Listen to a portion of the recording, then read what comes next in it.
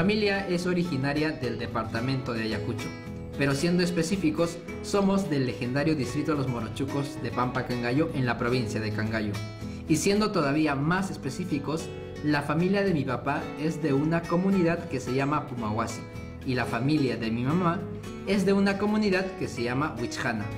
En mi caso, mi familia por parte de padre viene de un lado de España. Mi bisabuelo salió de ahí luego de la Primera Guerra Mundial. Viajó a México primero y luego de unos años llega al Perú, allá por los años 20, y ahí trajo a mi abuela. Y mi abuela paterna es de Arequipa. Luego, por el lado de mi familia materna, mi mamá es de Ica, al igual que su padre, mi abuelo. Y su madre, mi abuela materna, era de La Plata, Argentina. Bueno, mi viaje hacia mis orígenes va así. Yo soy peruano-chilena, nací en Chile. Y sí, mi mamá es limeña, es hija de un trujillano y una chiclayana, mientras que mi papá es chileno, abuelos chilenos y franceses. Mi mamá es suiza y mi papá biológico era brasilero. Nací en Suiza y llegué al Perú con mi mamá cuando yo tenía 5 años. Luego mi mamá se casó con un peruano que se volvió mi papá. Y ahora también tengo 2 hermanos con los que formamos una bonita familia peruana, suiza y brasileña. Ok, bueno, la pregunta era ¿de dónde venimos? Y al parecer las respuestas han sido bastante diversas. Bueno, tenemos orígenes muy diversos, pero ¿eso en qué afecta en nuestra cultura o nuestra identidad? Yo realmente no sé, porque a veces me pongo a pensar qué tanto ha influenciado, por ejemplo, la cultura de Santander, España, o la cultura iqueña en mi identidad. Y la verdad es que no sé, siento que mi identidad está más conectada a otro tipo de cosas. Yo pienso que saber de dónde venimos es muy importante para nuestra identidad, porque queramos o no, siempre hay una cultura que heredamos y ello influye en nuestro presente. Exacto, creo que eso es la clave, acercarnos al tema de los orígenes desde el amor, porque el problema empieza cuando comenzamos a discriminar o a juzgar a las personas por el lugar de donde vienen. Sí, pues, sí, y a veces también sucede que tenemos esta dinámica de construir nuestra identidad a partir de diferenciarnos del otro, ¿no? Y ahí, pues, es que surgen los conflictos.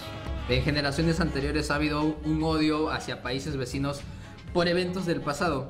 Creo que eso es algo que está cambiando en mi generación. Qué bueno, qué bueno. Y sí, pues yo entiendo que reconciliar siempre es difícil, pero creo que hay que hacer una separación, una diferencia entre los hechos históricos y, no sé, los intereses políticos de personas actuales. Exacto. O sea, que peruanos y chilenos hayan estado en guerra hace un siglo no es culpa ni de los chilenos ni de los peruanos de hoy en día. Si vivimos en un mundo tan diverso dentro de un país multicultural, ¿de qué nos sirve odiar esa diversidad? ¿De dónde venimos? Los que ahora nos hacemos llamar peruanos tenemos orígenes muy diversos. Más allá de que hayamos nacido en estas tierras, muchos de nosotros tenemos como ancestros a personas de África, Europa, Asia, distintos lugares. Entonces, ¿cómo es la historia de la migración en el Perú? ¿Cómo es la historia de la migración en el mundo? Bueno, toda la humanidad tiene un solo origen conocido. Lucy, el Australopithecus afarensis, tiene alrededor de 3,5 millones de años. Es el esqueleto fosilizado más antiguo que se conoce de cualquier homínido. Durante millones de años de evolución, la humanidad se fue esparciendo por el mundo. Desde África a Eurasia, Europa y Asia en primer lugar, luego a América a través del estrecho de Bering y finalmente llega la humanidad al Perú, quizás hace unos 12,000 años, si tenemos en cuenta los restos fósiles del hombre de la Uricocha. Aquí, durante miles de años, la humanidad se fue asentando en estas tierras, hasta que en 1532 llegan los españoles. Y esa fue la migración más fuerte y más impactante culturalmente que hubo. Durante los siglos de la colonia, el Perú se fue llenando de españoles y de africanos que eran traídos a la fuerza como esclavos. En los últimos siglos, las migraciones en el Perú han tenido que ver más con factores políticos y económicos, como la era del guano o las guerras mundiales. También existe la migración interna, del campo a la ciudad, que tuvo un gran auge durante los años 40, por distintos motivos. Uno de ellos muy importante, la búsqueda del progreso económico. Y fue justamente por el progreso económico que mucha gente también se fue del país. muchos peruanos se han ido a tierras extranjeras a buscar un futuro mejor. Personas van, personas vienen. En los últimos años, la migración de extranjeros en el Perú ha sido mucha. El caso más importante es el de los venezolanos. Son casi 1.200.000 personas las que están buscando un futuro mejor en nuestras tierras. Personas van, personas vienen, y se unen y se mezclan en estas tierras y en este tiempo.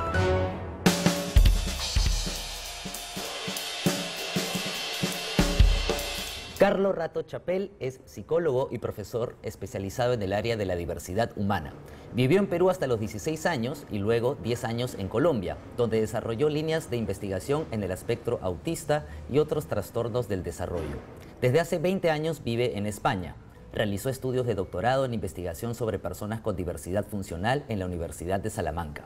En Barcelona, donde actualmente radica, realizó un máster en Inmigración y Educación Intercultural con especialidad en calidad de vida.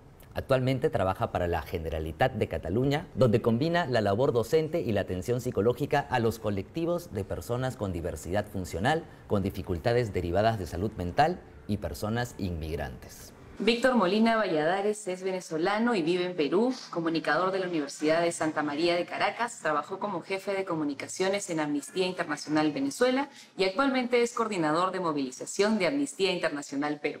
Carlos, nos gustaría saber qué cosa nos puedes decir acerca de los procesos migratorios aquí en el Perú. Los procesos migratorios, pues en el Perú, al igual que los procesos migratorios en otros países, pues mantienen más o menos las mismas características de los flujos migratorios para las cosas buenas y también para las cosas malas, ¿no? Digamos que en términos generales Perú ha sido un país migrante, lo es todavía, a partir de los años 70, 80, gracias precisamente a las dificultades que habían en el país, conocemos, ¿no? La violencia que había, el desplazamiento interno, las dificultades crecientes a nivel económico, pues estas razones eran una catapulta que hacía que muchos de los peruanos pues migráramos, ¿no? Nos fuéramos del país. Digamos que este sería el aspecto más negativo, ¿no? ¿Por qué? Porque gracias a Schengen y gracias a la creación de la ley de extranjería en España, lo que tenemos son dificultades en cuanto a los inmigrantes, para conseguir trabajo, dificultades para conseguir derechos ciudadanos, como el derecho, digamos, a ejercer el voto, a la autodeterminación en algunos momentos, a la libre circulación, ¿vale? Y digamos que toda esta amalgama de variables, pues evidentemente hacen que las características que facilitan una adaptación a este país sean crecientemente más difíciles, ¿no? Y estamos hablando de los años 80, el devenir, digamos, de los años 90, de los años 2000 hasta la actualidad, mantiene más o menos estas circunstancias, sino es que las agrava, ¿no? Básicamente porque ya sabéis que la ley de extranjería aquí no ha ido facilitando los procesos de integración y ha ido de alguna forma, pues, minvando, ¿no? Digamos que poniendo trabas a que la inclusión de los peruanos y de otros migrantes en Europa sea cada vez más compleja, ¿no? Víctor, yo te quería preguntar cómo pueden los países receptores empezar a aprovechar el potencial que representan las migraciones. De todo me gustaría comentar que la migración en el ámbito mundial es un fenómeno que se ve día a día. Es a diario que hay personas que están buscando un lugar mejor para vivir, así sea al pueblo más cercano o a la ciudad más próxima. Se calcula que más o menos la mitad de la población mundial ha tenido que emigrar. Yo creo que esto es importante resaltarlo para generar empatía, sea para encontrar trabajo o para estudiar. Y bueno, también hay muchas personas que se ven obligadas a marcharse de su país, a veces por poco tiempo, a veces para siempre, y hay muchas razones para esto. Ciertamente no somos un problema, somos una oportunidad, pero es bueno reflexionar un poco acerca de qué nos motiva quizás a abandonar nuestros países. Y bueno, por ejemplo, están los conflictos armados, pero también hay otras crisis muy severas que producen migraciones masivas. Y sí, ese es el caso de la migración venezolana. Entonces, sí, bueno, ¿cómo hacer para aprovechar esta oportunidad? Tenemos que estar preparadas para este fenómeno de una manera en la cual podamos aliviar el sufrimiento humano de todas estas personas, pero también aprovechar esta enorme fuerza para el desarrollo de los países de acogida y no verlo como un problema. Eso es un mindset que debemos cambiar, un estado mental, que siempre se habla como de crisis, problemas, y las personas migrantes y refugiadas no somos un problema, somos una oportunidad en la medida que se nos permite integrarnos y contribuir a la sociedad.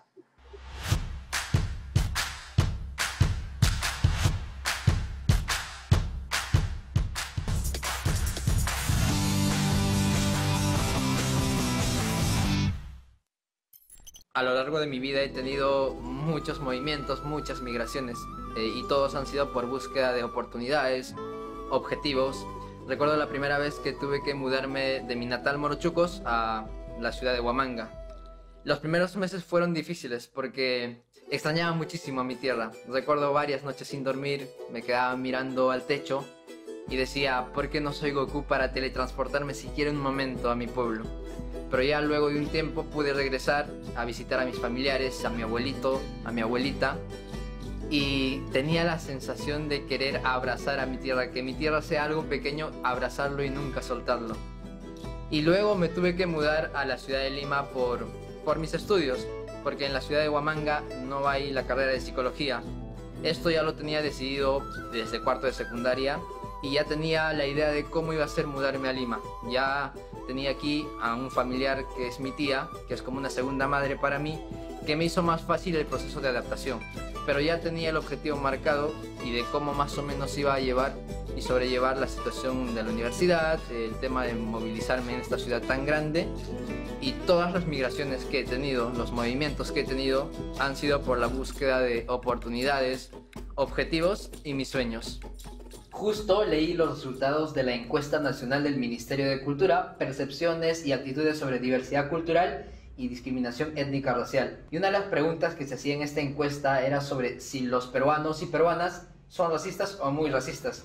Y el 53% respondió que sí. Sin embargo, ante la pregunta ¿te percibes a ti mismo como racista?, apenas un 8% dijo que sí. Ese dato está bien interesante, Junior. Y creo que es un buen indicador para empezar a cuestionarnos qué estamos haciendo para extirpar el racismo, la discriminación, la xenofobia de nosotros mismos. Exactamente, y es que la xenofobia y la discriminación son cosas que se han ido normalizando a lo largo de muchísimos años. Es que el verdadero reto está en empezar por nosotros. Hay que cuestionar nuestras acciones cotidianas.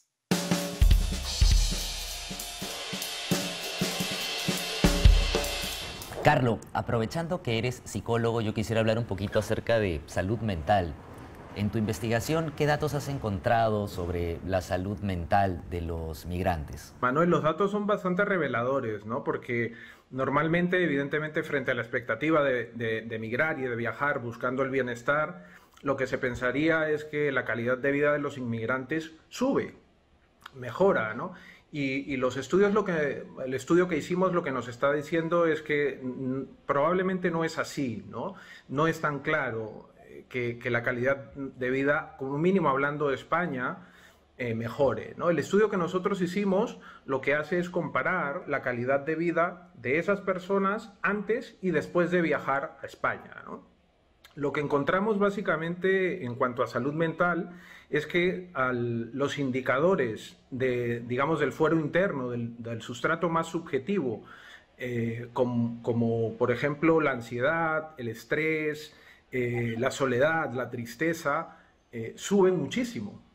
Es lógico y es esperable porque antes comentábamos que la gran mayoría de los países europeos tiende a poner restricciones a la población inmigrante, ¿no? Y esas restricciones evidentemente facultan y en algún momento también hacen más fecundas pues las ideas y las actitudes racistas y xenófobas, ¿no?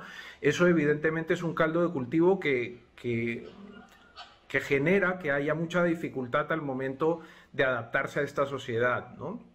Muchos de los inmigrantes que nosotros hemos atendido pues tienen, digamos, como concepto o entidad etiológica el síndrome de Ulises. El síndrome de Ulises es una entidad patológica que describe el psiquiatra Joseba Chotegui, un psiquiatra español, y que lo que intenta es manifestar el creciente estrés y la creciente ansiedad múltiple y crónica que sufren las personas inmigrantes, ¿no? Es muy probable que este concepto que se describe ahora a nivel España, evidentemente sea un concepto perfectamente generalizable a lo que Víctor nos comentaba antes con las personas que están inmigrando de Venezuela, no solo a Perú, sino también a Colombia y a otros lugares del mundo, y con cualquier tipo de migración, ¿no? La idea sería intentar aportar la necesidad de generar más líneas de investigación, de indicadores digamos, más extensos, ¿no? de indicadores multidimensionales que realmente nos den un concepto de calidad de vida más fuerte. Clarísimo, Carlos. En resumen diría indicadores más humanos, ¿no? Sí, claro que sí. Víctor, yo te quería hacer una pregunta, según tu experiencia. ¿Qué tanta responsabilidad tiene el Estado en crear programas que apoyen a los inmigrantes extranjeros? ¿O es más una tarea de, no sé, las embajadas o de sectores privados como ONGs o organismos internacionales? Sí, bueno, en el Estado peruano, al igual que cualquier Estado que forme parte de la comunidad internacional, tiene que garantizar, respetar y proteger los derechos humanos de todas las personas dentro de su territorio sin discriminación, y esto incluye tanto a personas nacionales como extranjeras. Además, Perú tiene una gran tradición de reconocer este derecho de las personas, esta obligación de los Estados. Perú fue uno de los países líderes en la redacción de la Declaración de Cartagena en 1984. Y este es un tratado regional que establece con claridad que los países latinoamericanos deben acoger a las personas refugiadas que huyen de situaciones como la que está viviendo ahora Venezuela. En todo caso, más allá de la lógica del compromiso internacional, lo cierto es que la Declaración de Cartagena también responde a lo que es la realidad en el terreno. Parte de la lógica de la solidaridad, pero también la del progreso, porque es bueno para los países. Porque, repito, en la medida que no se coloquen barreras para que las personas migrantes y refugiadas nos podamos integrar dentro de los países de acogida, no seremos un problema, sino todo lo contrario. El Banco Mundial, en un estudio de 2019, señaló que el 8% del crecimiento del PIB peruano se debió al aporte de las personas venezolanas. Esto representa más o menos un 1% del total, es bastante.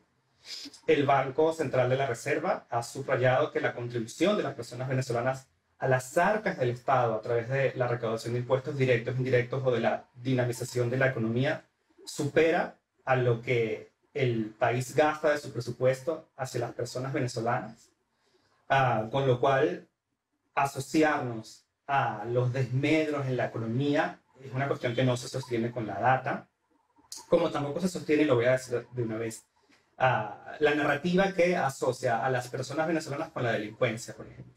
Apenas el 1% de la población penitenciaria en Venezuela es de nacionalidad venezolana. Entonces, bueno, en conclusión, sí, es responsabilidad del Estado. Y lo primero que tiene que hacer para poder completar su responsabilidad de manera efectiva es permitir el acceso al territorio sin trabas absurdas para todas esas personas que lo necesitan. La realidad no es nada alentadora. Sí, pues, y últimamente parece que es peor que nunca, pero tampoco es así, ¿eh? O sea, migraciones, guerras y pandemias nos han acompañado siempre. Yo diría que aunque no parezca, tenemos mejoras, estamos mejorando como sociedad. ¿Sí? ¿De verdad tú crees? Porque yo siento que falta bastante todavía. Bueno, sí, de que falta, falta. El tema está en trabajar sobre nuestros prejuicios y estereotipos. Así que, generación bicentenario, antes de tener un prejuicio, o sea, una idea arbitraria sin conocer bien a una persona o a un grupo de personas, infórmate.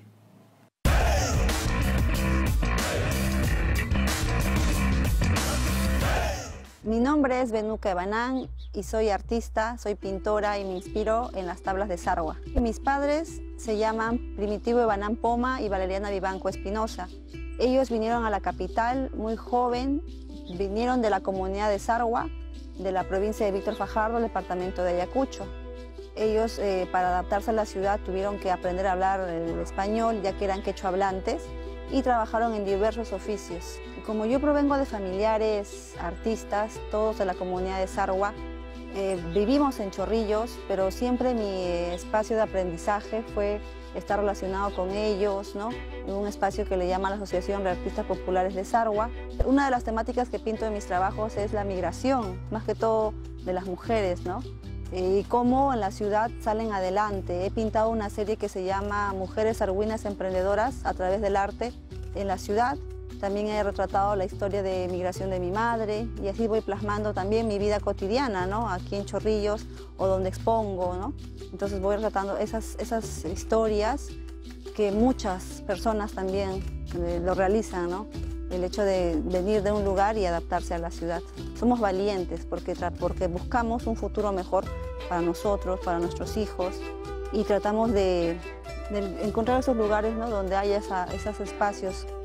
Y yo digo que para mí esas personas, mis padres, mis familiares son personas valientes y a pesar de que pasan esas penurias, muchas veces les da fortaleza porque tienen un sueño, porque tienen una meta. Las tablas de Sarwa se obsequian por motivo de construcción de una vivienda, cuando ya están techando. Y en estas tablas que miden 2, 3 metros a 4 metros de largo sobre troncos silvestres, se refleja la familia que la va a recibir como obsequio. La lectura visual es de abajo hacia arriba. Va el texto, la patrona de la comunidad, dueños de casa, familia cercana y familia lejana y termina en el intisol. Y esta expresión, ¿no? Sobre tablones se entrega en una ceremonia que se llama tabla paicuy, que en español es entrega de tabla. Entonces, de ahí parte esta historia y ya cuando mis padres vienen a la capital, sobre todo mi padre, a los 30 años aproximadamente, es que hace su primera exposición aquí con la comunidad sarwina en Lima. Y ahí comienza la travesía, la aventura, la osadía de querer seguir fomentando el arte propio de su comunidad aquí en la capital. Entonces quiero continuar ese legado. Puede haber pintores, pero también gestores, hay pocos. Mi padre fue un gestor empírico y quiero continuar su camino porque considero que es necesario para que esta forma de expresarnos no se pierda. Y también trabajar de manera comunitaria, ¿no? como lo hacen en el pueblo. Y así poder seguir transmitiendo estos conocimientos y saberes a la nueva generación. Estando aún en la capital, tenemos procedencias de diferentes zonas. Entonces, no nos avergoncemos de dónde procedemos, no nos avergoncemos de las lenguas originarias, ¿no? Del idioma originario que es el quechua y diversas más lenguas que hay. Sigamos aprendiendo, sigamos conversando con nuestros familiares de dónde es nuestra procedencia, porque considero yo que si tú sabes de dónde vienes, vas a saber a dónde vas. Entonces, si tenemos esa visión y podemos seguir trabajando en comunidad, apoyándonos, no discriminándonos, valorándonos lo que somos, la diversidad que existe en nuestro país, creo que podemos vivir en mejor armonía.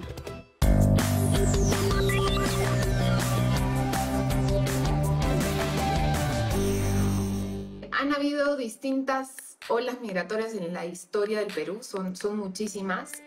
Si tomamos la historia más reciente, digamos, podemos hablar de distintas olas en diferentes momentos. Por ejemplo, en los 60s y 70s hubo mucha migración interna de áreas rurales a urbanas y particularmente hacia ciertas ciudades como Lima Metropolitana, ¿no? Como un ejemplo.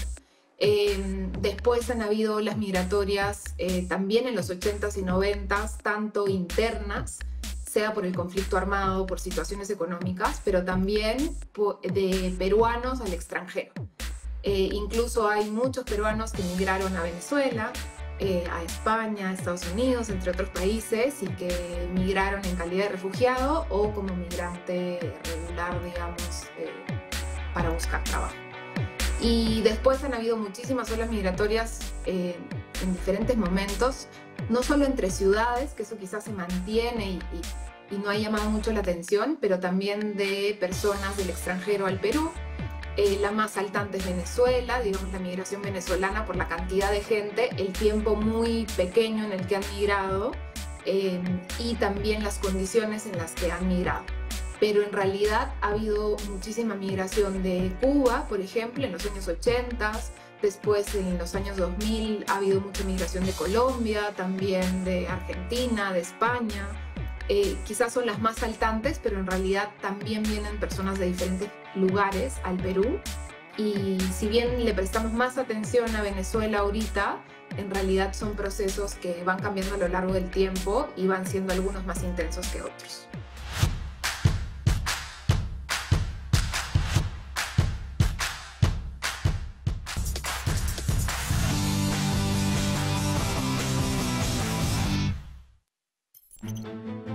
Hola, Buenas, sí. vengo para postular al puesto de gerente del área de finanzas. De gerente. ¿Tienes estudios? Claro que sí, aquí están todos mis estudios y mis cartas de recomendación. No, no estás en el perfil. Pero ¿por qué no? Si tengo todo, estudios, experiencia, Pero no estás en el perfil. pero ni siquiera lo ha revisado.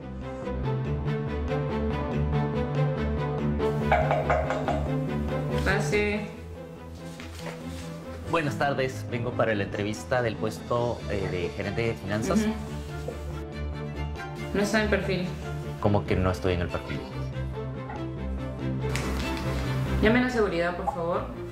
Y a migraciones. Hay un latino aquí. Disculpe, yo tengo todos mis papeles en regla. Yo solamente he venido para la entrevista.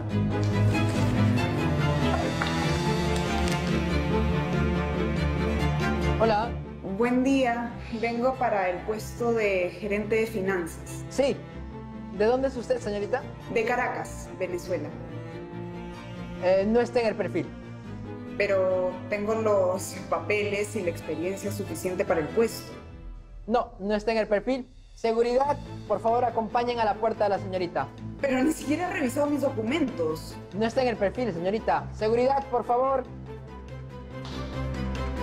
Esto de la xenofobia es injusto y absurdo. Por eso creo que es importante conocer la historia de tu país. No para generar odios, sino para entender y para curar. Conocer para no volver a cometer los mismos errores que sabemos que están mal y resarcir a las poblaciones que históricamente han sido vulneradas. Sí, y lamentablemente todo este tema de discriminación es una herencia, ¿no? Hemos heredado eso y lo tenemos bien incorporado. Y yo de verdad ya no quiero esa herencia ya. Ya, basta ya, ¿no? Discriminar por ser de tal país, discriminar por el color de tu piel, por tu género, por tu orientación sexual, ya, basta ya, ¿no? Eso es repartir odio por doquier.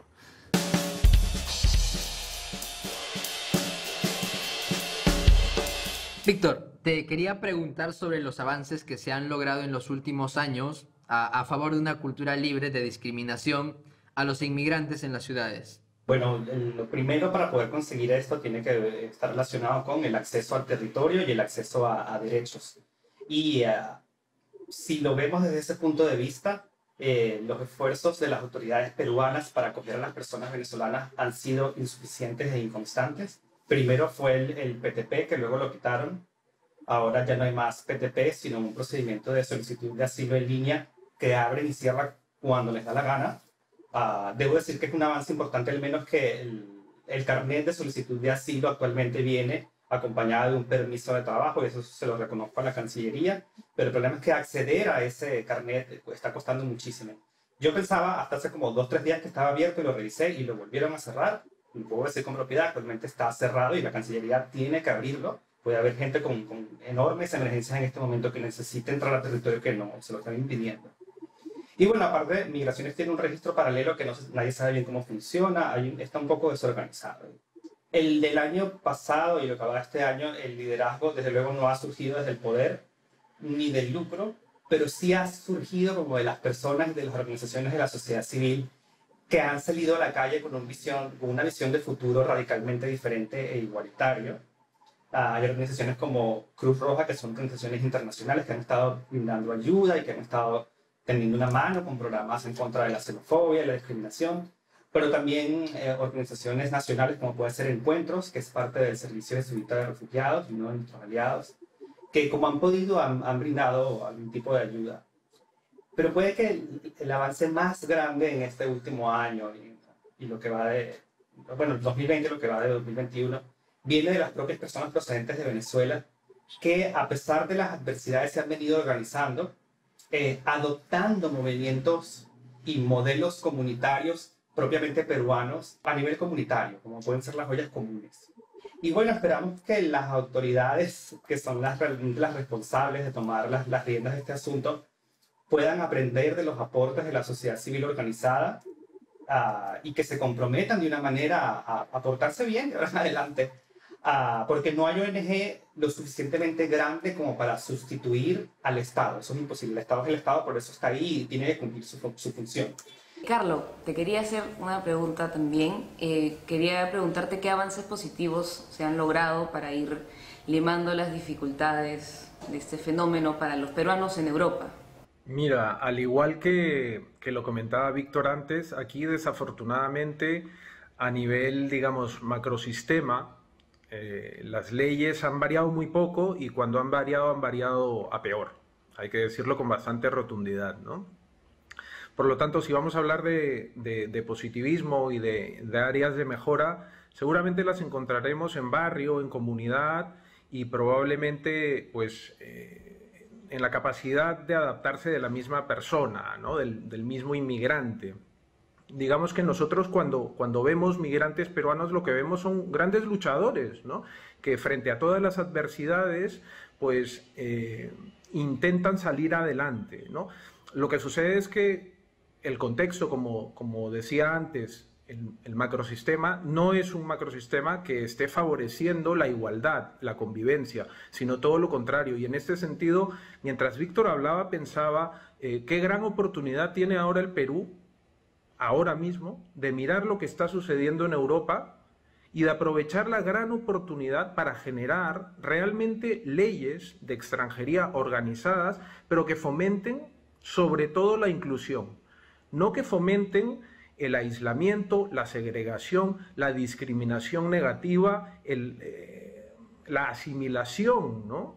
Creo que de alguna forma lo que tenemos que intentar es desde la información y la educación, que empiezan a abundar gracias a la globalización, pues que tengamos menos miedo a la diferencia y que nos acerquemos con mayor facilidad a la diversidad. Yo me quedaría con que conozco muchos inmigrantes, que los veo cada día y que trabajo mano a mano con ellos, que veo muchas personas inmigrantes que a pesar de todas estas dificultades luchan por un mundo, pues como decía Manuel antes, más humano, más igualitario y que frente a las adversidades pues intentan positivizar, ¿no? Por lo tanto creo que es la resiliencia la palabra con la que me agradaría pues cerrar lo que os estoy diciendo, ¿no? La resiliencia creo que es digamos que la semilla que crece y esa planta que favorecerá todo esto, ¿no? Gracias, Carlos, por esa reflexión final acerca de la empatía, ¿no? Tener empatía con la persona migrante por querer conocer, por querer abrazar otras culturas, por integrarnos. Porque sí, pues muchas veces sentimos que el migrante es otro, como si nosotros no lo fuéramos, como si nuestros tíos, primos, amigos no lo fueran. Yo tuve un amigo que me decía, me criticaba muchísimo la migración venezolana hace unos días, y él es migrante, él vive en Estados Unidos. Él sufrió alguna vez lo que es ser latino en Estados Unidos y la discriminación, y es como que los inmigrantes son otros, no nosotros o nuestras familias, ¿no? Entonces, nada, muchas gracias por esa reflexión final, muchas gracias Carlos y Víctor, y hemos aprendido mucho hoy. Gracias por estar con nosotros. Gracias. Muchas gracias. Gracias a ustedes, muchísimas gracias.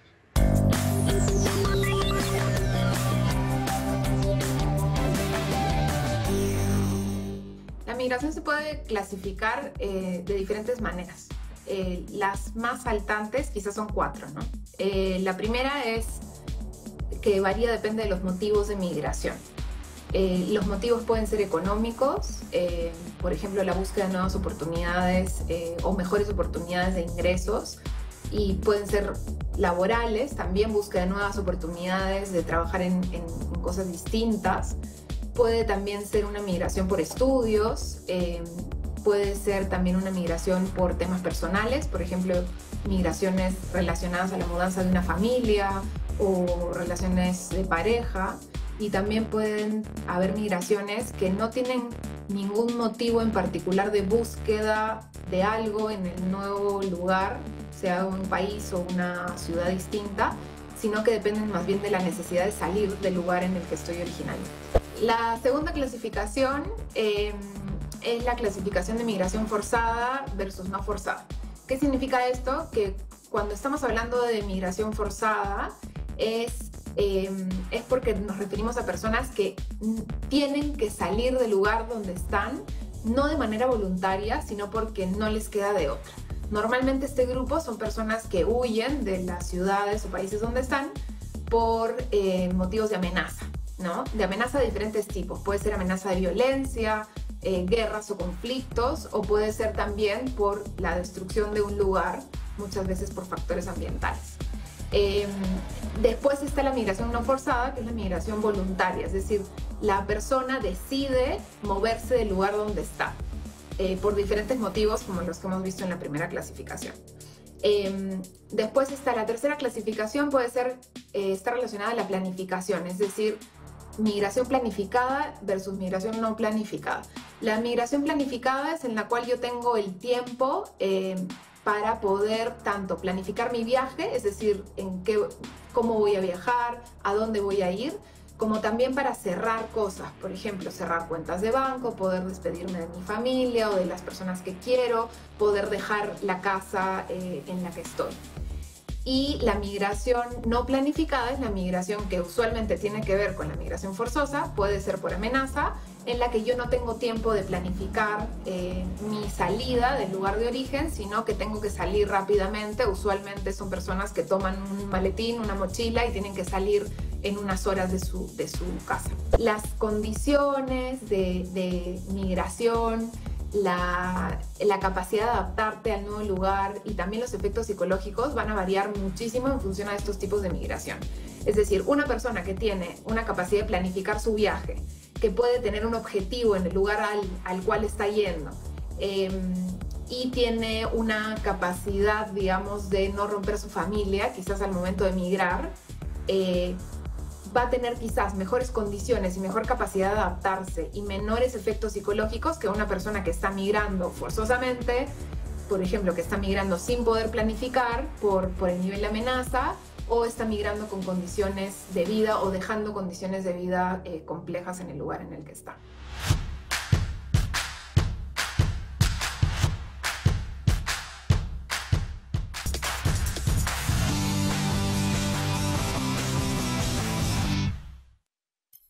¿Y qué podemos hacer para ayudar a reducir la xenofobia? Es complicado, pero podemos empezar por dejar de normalizar situaciones y actitudes que para nada son normales. Antes de conocer a una persona y sin importar de dónde venga o cómo sea, recuerda que todos somos migrantes.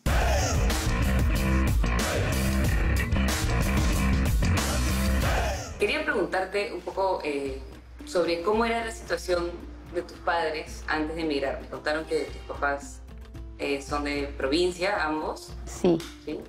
Sí, ha sido bien duro para ellos. Yo he crecido con sus historias y mi mamá vivía en Cajamarca. Hay un centro poblado que se llama Libes, pero Libes además tiene como sus ramificaciones y el lugar de mi mamá se llama Guayito.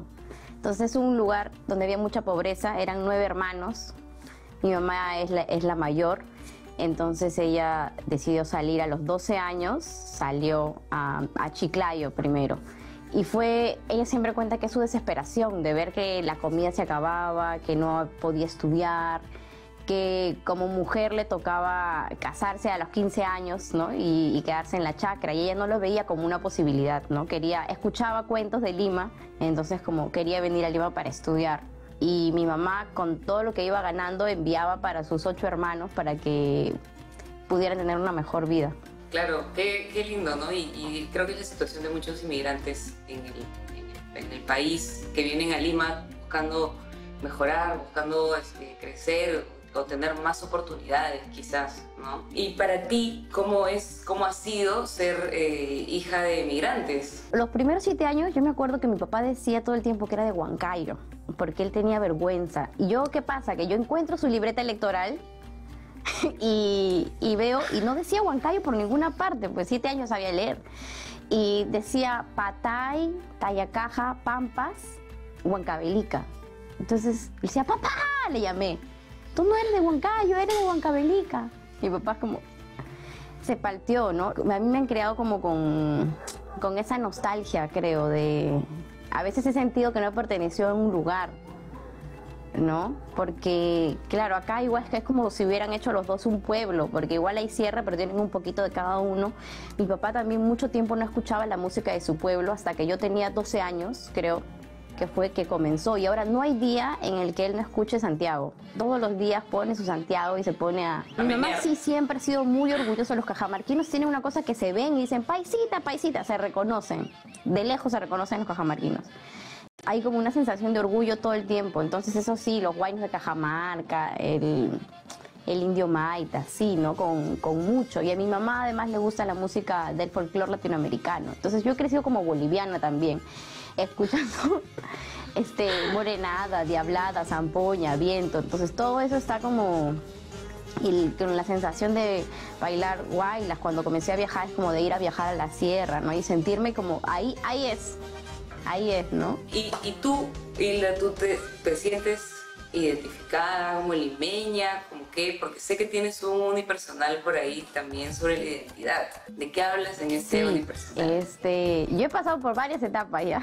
En el 2019, que yo decido hacer mi unipersonal, cuando comenzamos a hacer la investigación y el proceso, porque el clown es así, que va hacia adentro a buscar, ¿no? Como algo muy tuyo. No, es imposible crear como un texto inventado, ¿no? Todo tiene que ser de ti.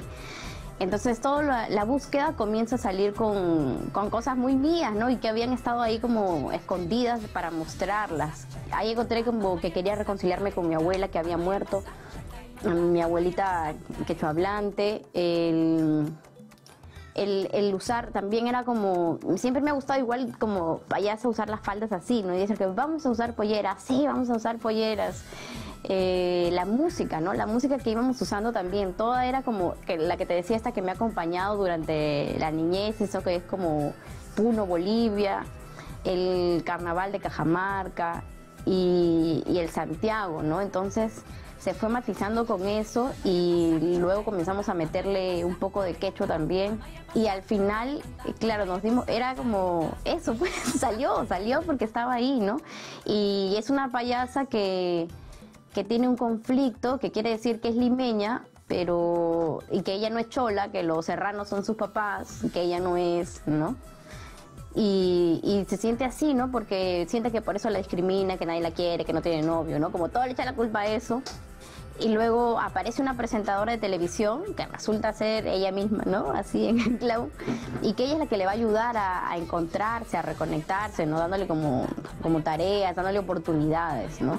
Creo que cuando lo estrenamos terminamos de entender también qué es lo que pasa, ¿no? Con el teatro, que a veces no eres tan consciente de lo que estás haciendo hasta que lo muestras a un público y ves cómo resuena, ¿no? Entonces se acercaba la gente a contarnos también, a contarme historias, ¿no? Hay gente que me ha escrito después, oye, esto. Entonces es muy, muy chévere y gratificante, ¿no? Eso de que hay tantas historias como la mía, sobre todo aquí en Lima. Qué chévere. Muchísimas gracias, Hilda, por contarnos tu historia y en verdad también gracias por hacer ese unipersonal que puede cada vez resonar en más personas y sería chévere también que vaya a más lugares porque todo el mundo necesita una refrescada de sí, vamos a ver de venimos. En julio vamos a reponer ahora en el Zoom. Entonces no nos lo vamos a perder. Muchísimas gracias, Hilda, por estar con nosotros hoy. Gracias. Cuídate mucho.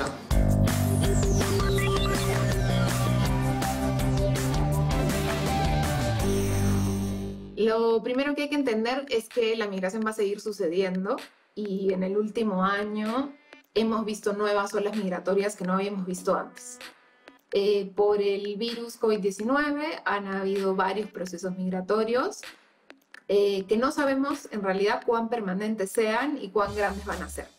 Quizás el más saltante fue el grupo de personas que migraron de Lima hacia la zona central, sobre todo la zona de Huancavelica.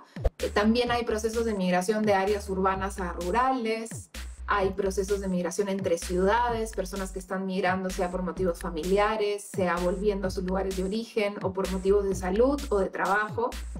Y también seguramente hay personas que están migrando a otros países. Y aquí creo que hay algo súper importante que es, nosotros no sabemos cuándo va a suceder, pero las migraciones van a seguir sucediendo. Y las migraciones en realidad no son buenas ni malas. El migrar es parte natural del ser humano. Lo que varía muchas veces es las características de esa migración, el tiempo en que se da y, por ejemplo, la cantidad de gente que migra. Entonces, la migración puede tener muchos retos, ¿no? Puede tener retos para los países, por ejemplo, al recibir a muchas personas, el cómo darles los servicios necesarios, que tengan las condiciones de vida para vivir.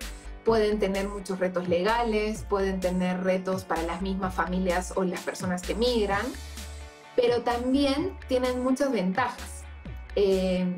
Nosotros solemos decir cosas como nosotros los peruanos versus ellos los venezolanos, o nosotros los de Lima versus ellos los de otra región, ¿no? Por ejemplo el sur.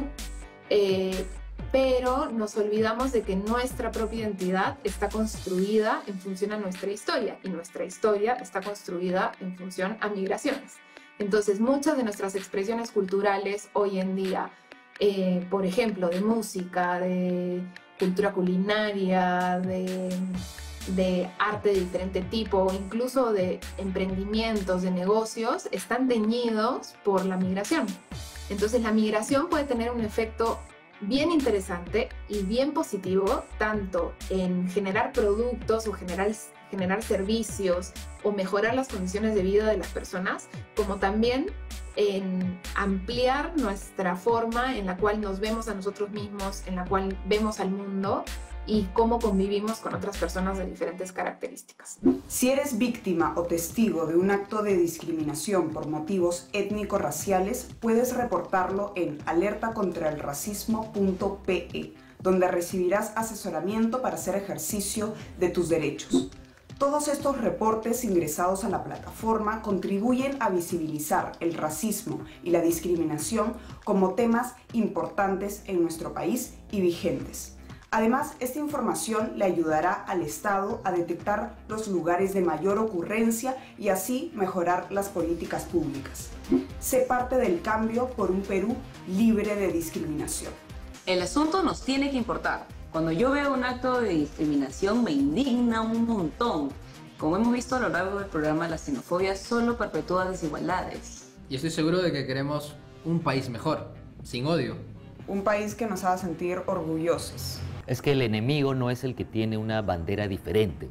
No, el enemigo es aquel que quiere fortalecer ciertas ideas que nos dividen. ¿Qué pasaría si dejáramos por un segundo de buscar culpables en nuestra historia y comenzamos a buscar soluciones? ¿Cuántos padres, primos, hermanos han tenido que emigrar a otro país en búsqueda de una mejor vida? ¿Cuántos extranjeros han tenido que venir aquí al país a sobrevivir?